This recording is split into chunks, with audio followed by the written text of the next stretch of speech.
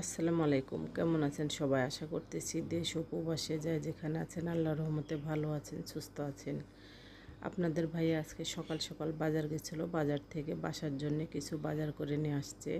এখানে আছে ঢেঁড়স 2 কেজি, টমেটো 3 কেজি, 4 লিটার দুধ, পেঁয়াজ 3 কেজি, শসা আছে 3 কেজি, চিনি 2.5 কেজি, পাঁপড় 3 প্যাকেট, সামাই ঘি ভাজা লাচ্ছা সামাই 1 কেজি, চানাচুর 1 প্যাকেট, চাষি স্কোয়ারের আপনার পোলার চাল 2 কেজি,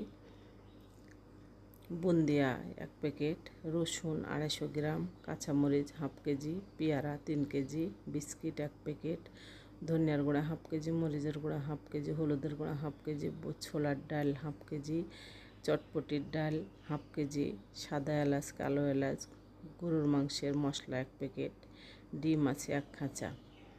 এখানে হয়তো আরও কোনো বাজার আমি ভুলে গেছি। এখানে বুন্দিয়াও আছে 1 প্যাকেট।